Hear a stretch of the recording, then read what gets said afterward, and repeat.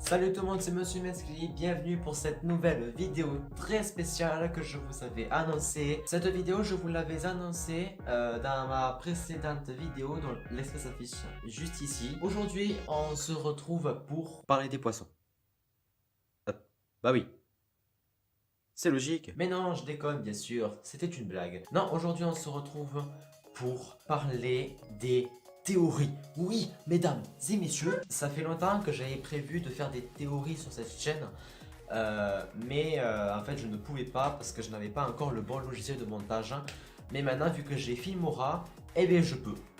C'est incroyable. Mais là n'est pas le sujet. Mesdames et messieurs, on est parti pour une théorie qui a été créée par des fans, par des gens sur internet, et deux théories que moi j'ai créées. Donc normalement cette vidéo serait normalement courte, mais ça c'est bon. Vu que c'est le premier épisode des théories sur cette chaîne YouTube, il y en aura que 3. Je suis désolé, mais je peux pas faire autrement. Mais la prochaine fois ce sera mieux. C'est bien. C'est déjà très bien 3, vaut mieux 3 que rien. Et c'est parti pour la première théorie. Alors là, vous allez vous dire, mais qu'est-ce qui se passe? Pourquoi est-ce que tu nous dis ça? C'est pas vrai, Yoshi n'est pas un Pokémon. Mais laissez-moi vous expliquer. Déjà, il faut savoir qu'il y a plusieurs éléments qui peuvent relier Yoshi au Pokémon. La première hypothèse dit que les Pokémon sont connus pour leur communication. Quand ils communiquent, ils ne communiquent pas forcément par les paroles.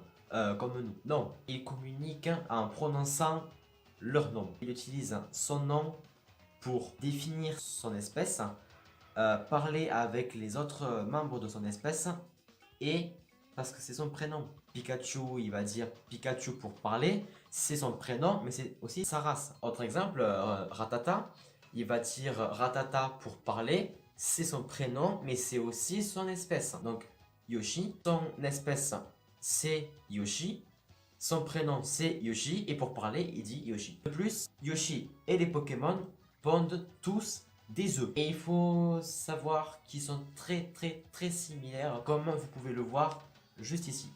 Voilà, juste là. C'est beau. Autre exemple, beaucoup plus frappant cette fois-ci. Est-ce que vous connaissez les Pokémon Shiny? Les Pokémon Shiny, pour ceux qui dorment au fond de la grotte, c'est un Pokémon d'une même race, mais d'une couleur différente. Ça peut varier selon ses attaques, sa défense, etc. Est-ce qu'il n'y aurait pas des Yoshi de couleurs différentes? Ouais, c'est possible. C'est qu'une coïncidence, mon pote. De plus, les Pokémon sont connus pour être dressés par les humains. Est-ce que Yoshi ne serait pas dressé par Mario? Eh oui, parce qu'une fois que vous avez attrapé les Pokémon, c'est bien connu, quand vous attrapez un Pokémon, automatiquement, il vous obéit. Et la première fois que Mario a découvert Yoshi, est-ce qu'il n'y aurait pas obéi aveuglément? Eh, peut-être. Et puis même, c'est qu'une hypothèse, ça ne veut pas dire que c'est vrai. Mais bon, j'espère que cette théorie, vous la comprendrez. Place maintenant aux deux théories que moi, j'ai créées. Alors pour cette première hypothèse, je vais laisser la parole à un personnage que vous avez déjà vu il y a 3 mois. Mais vous l'avez moins vu que l'autre, vous verrez de qui je veux parler. En tout cas, je vous mets l'indice juste ici si ça vous intéresse. Voilà, je pense que vous avez tous compris. En tout cas, je vous laisse avec ce personnage. C'est parti. Yo les boys. Alors pour cette première théorie, j'avoue qu'elle est un peu tirée par les cheveux, mais ça vaut le coup d'essayer. Alors commençons par le commencement. La première théorie consiste au jeu de la série de Mario Kart. Que peut représenter les Mario Kart en réalité? Pourquoi est-ce qu'il y a autant d'objets? Pourquoi est-ce que c'est aussi le bordel sur ce putain de circuit de merde? Pourquoi est-ce qu'il y a des bananes? Pourquoi est-ce qu'il y a des carapaces? Pourquoi est-ce qu'il y a des blocs? Pourquoi est-ce qu'il y a des pièges? Pourquoi est-ce qu'il y a tout ça? Tout ça, je vais vous l'expliquer. Peut-être que ça peut représenter des faits réels dans la vraie life, mon pote. Dans la vraie life. Parce que ouais, tous les jeux ont des secrets. Oui, je sais, j'ai du mal à former ma putain de phrase. Mais ça, c'est pas grave parce que ce qui compte, c'est la théorie. Ici, toute la série Mario Kart représentait les dangers de la route. Mais c'est incroyable comme théorie, putain. Vas-y, mais moi, je me casse. Par exemple, laissez-moi vous expliquer quelque chose. Quand vous avez des champignons et que vous accélérez et que vous bastonnez l'autre véhicule qui est à côté, Cela pourrait représenter le fait que vous roulez tranquille sur votre petite autoroute tranquille et que soudain, pour une quelconque raison, votre foutue bagnole se met à accélérer, mais pour rien, hein.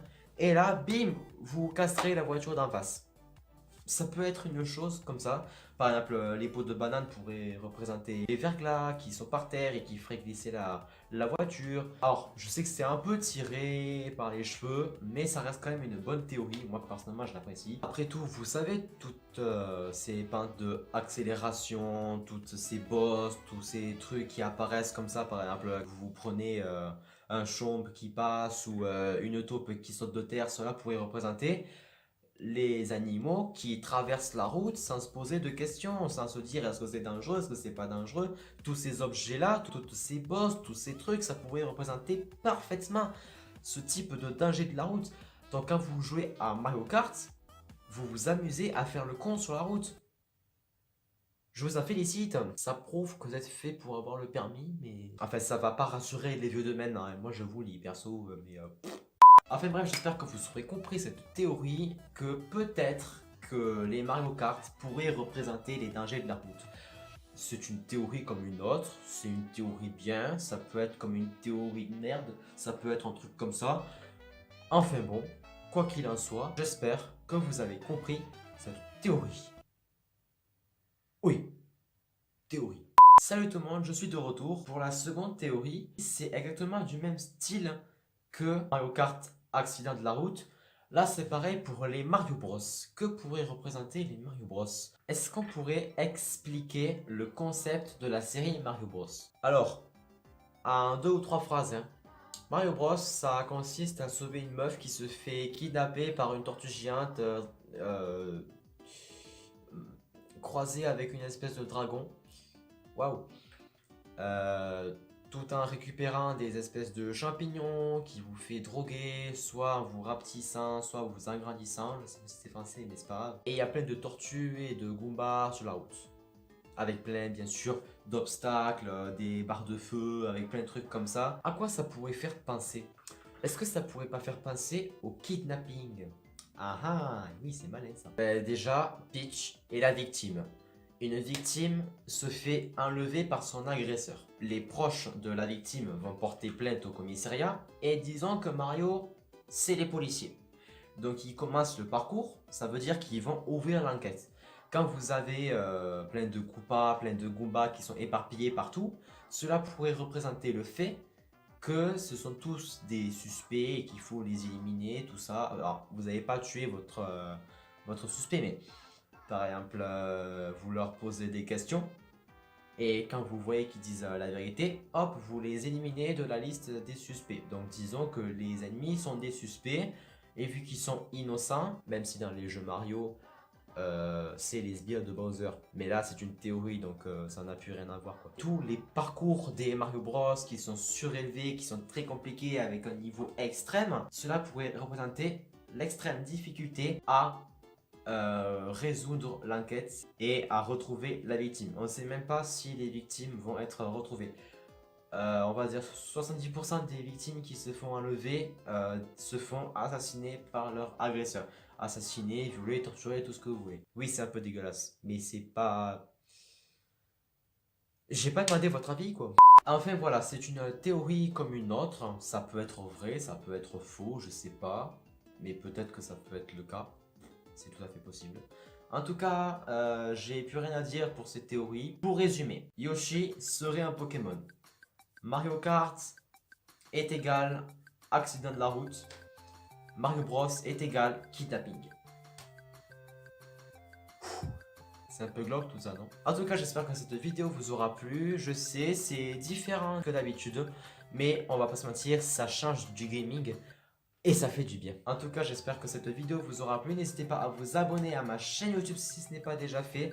À vous abonner aussi à ma chaîne YouTube secondaire. Et évidemment, de jeter mes 2 précédentes vidéos qui seront affichées juste là. Je vous dis à très bientôt. N'hésitez pas à vous abonner, le petit pouce bleu. Je vous dis à très bientôt. C'était Monsieur Mescli. Et bye tout le monde.